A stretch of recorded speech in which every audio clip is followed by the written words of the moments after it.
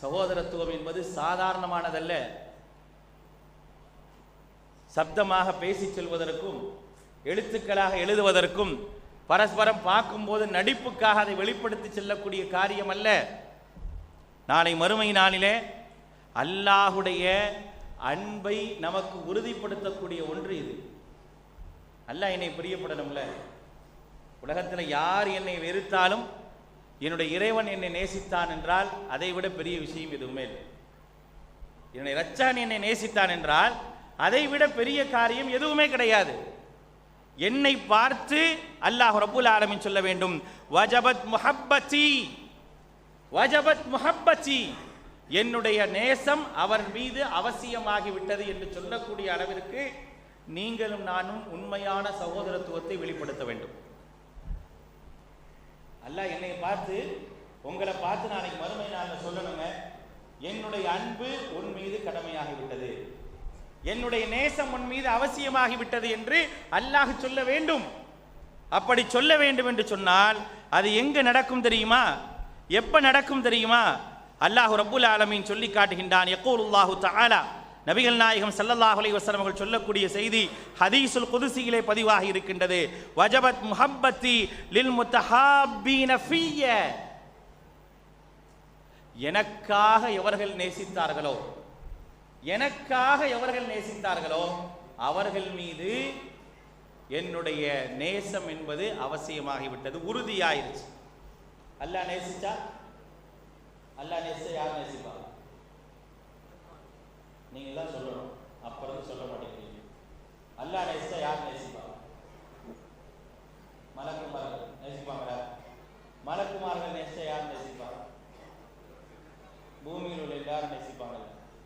பூமியில் உள்ளவங்கள நேசிச்சா யார் நேசிப்பா? அடுத்து கடல் ஆழத்தில் உள்ள எல்லாம் நேசிக்க முடியல. அது வேணுமா வேணாமா? வேணுமா இல்லையா?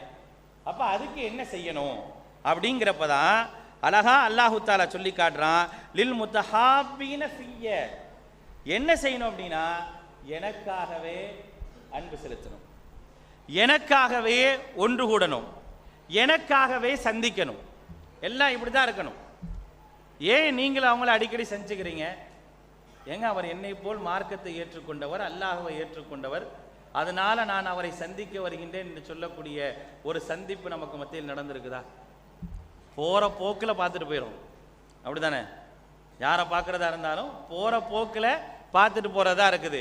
அதை தாண்டி இதுக்காகவே நான் வந்தேன், சந்திக்கிறதுக்காகவே வந்தேன் அப்படிங்கிற ஒரு நிலை இருக்குதா? ஆனா அல்லாஹ் ரப்புல் ஆலமீன் அதை நம்ம இடத்துல எதிர்பார்க்கிறாங்க. அப்படியெல்லாம் நீங்கள் வைத்துக் கொண்டீர்கள் என்றால் கண்டிப்பாக என்ன செய்யும் அப்படின்னா என்னுடைய அன்பு உங்கள் மீது என்ன செய்கிறோம், கடமையாகி விடும் அப்படிங்கிறத மிகச் தெளிவாக அல்லாஹு தஆலா அல்லாஹுடைய தூதர் ஸல்லல்லாஹு அலைஹி வஸல்லம் அவர்கள் மூலமாக சொல்லி காட்டுகின்றார். உங்களுக்கெல்லாம் தெரிஞ்ச ஒரு செய்தி தான். இறுதியாக அந்த செய்தியோடு என்ன செய்கிறேன், என்னுடைய உரையை முடித்து விடுகின்றேன். நபிகள் நாயகம் ஸல்லல்லாஹு அலைஹி வஸல்லம் அவர்கள் அர்ஷுடைய நிழலை பற்றி சொல்லும்போது நமக்கு சொல்லித்தந்த செய்தி இதுதான். வரஜுலான், இரண்டு மனிதர்கள், தஹாப்பா ஃபில்லா, அல்லாஹ்வுக்காகவே நேசிப்பார்கள், இஜ்தமா அலைஹி, அதற்காகவே ஒன்று கூடுவார்கள், வ தஃபர்ரகா அலைஹி, அதற்காகவே பிரிவார்கள்.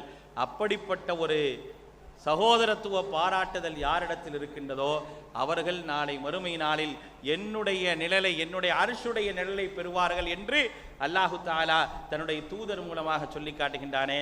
அதுதான் என்னுடைய லட்சியமாகவும் என்னுடைய நோக்கமாகவும் இருக்க வேண்டும். அதுவே என்னுடைய லட்சியமாகவும் நோக்கமாகவும் இருந்தால் மட்டுமே என்னால் வெற்றி பெற முடியும். இல்லை என்று சொன்னால் என்னுடைய ஈமான் எப்பொழுதுமே குறைந்து கொண்டே போகுமே தவிர ஈமானுடைய அதிகரிப்பு என்பது என்னிடத்தில் நிகழவே நிகழாது என்பதை புரிந்து அறிந்து செயல்படக்கூடிய நல்ல சிந்தனையுடைய மக்களாக எல்லாம் வல்ல அல்லாஹ் உங்களையும் என்னையும் ஆக்கி அல்புரிவானாக. வாஹ் தஅவானா அல்ஹம்துலில்லாஹி ரப்பில் ஆலமீன். வஸ்ஸலாமு அலைக்கும் வரஹ்மத்துல்லாஹி வபரகாத்துஹு.